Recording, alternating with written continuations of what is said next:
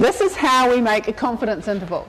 And you're going to need to know how to find the confidence interval of a mean and of a proportion. And then when we do regression, you're going to need to know how to interpret the confidence interval for a slope coefficient.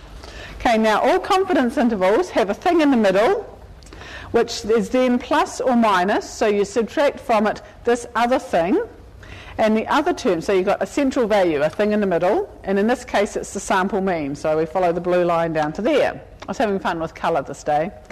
Okay, and then we have a value taken from a theoretical probability distribution, because what we're saying is, if these people have discovered that most things in the universe follow the normal distribution.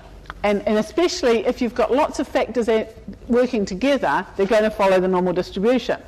But the problem is that in this, we can't use a normal distribution because we don't know the standard deviation. So somebody else has found that if instead you use this other distribution called the t-distribution, it will work. So you just have to take my word for it, and later on in the lecture I'll show you a little bit about where it comes from, and if you're really interested in it you can do some higher stats which will tell you this. But all you need to know for now is that there is this theoretical thing that says generally they'll be this far apart.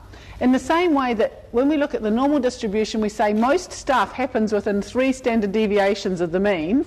In the same way in a t-distribution we can say we know that this sort of thing happens with a t-distribution, and mostly with this sort of stuff things do follow a t-distribution.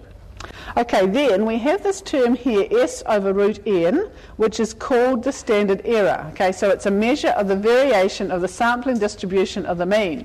And you're going, what? Okay, now this is probably about as hard as it gets.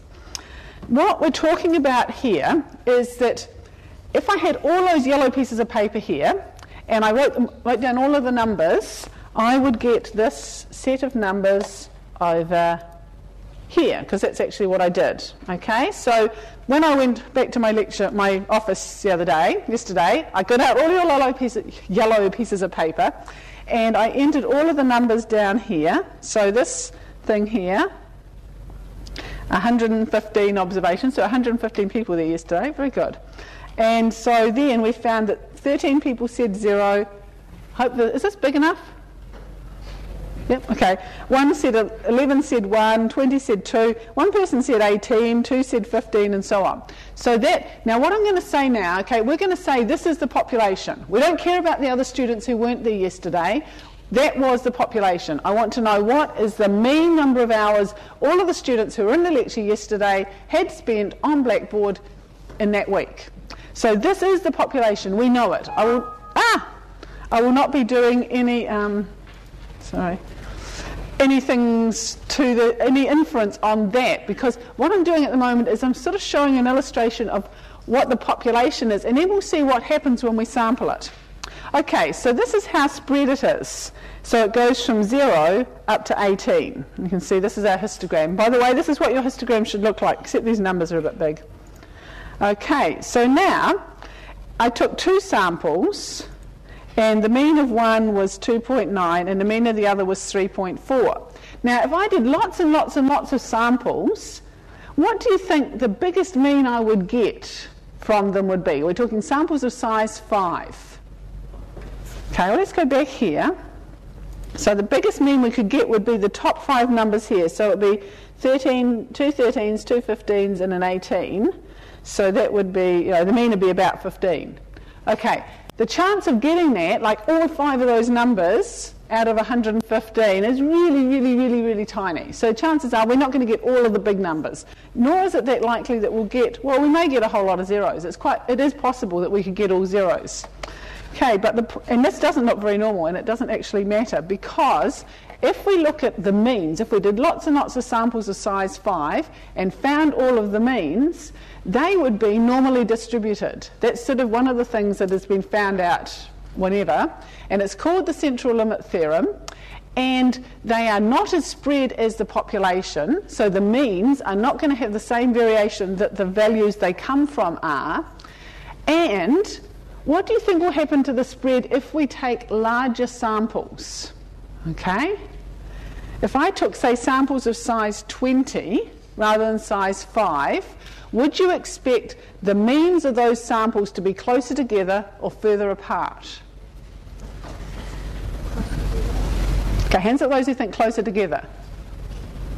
That is correct, because the bigger the sample you take, the closer it is to what the population looks like, and the less chance there is that you get a really funny little sample. There is a chance if I only take a sample of size 5 that somehow I end up with just 5 little numbers. But if I take a sample of size 20, it's just not going to happen that I get all little numbers. They're going to be more spread out. So larger samples means that we're going to approximate the population much better. And so that's why we have this thing here. Okay, so n is how big the sample is. But there's a square root there because they have found that if you double the size of the sample, it only reduces the spread of your means by a square root of 2. So in order to reduce our spread of our means by a factor of 2, we would have to get 4 times as many, our sample would have to be 4 times as big, because that's 2 squared. So most of this you don't actually need to know, but it's background to try and get you an idea of what's happening. So what we have here is we have our middle value, and we're going to go either side of it, which is giving our confidence interval. We're going to have our theoretical value that's come from scientific research. They've worked out that this number happens. This number here, S, which is how spread the actual population data is. So that's going back to here. That would be 3.24 in this case would be the number here. And then root n is the square root of the sample size. So that's this confidence interval.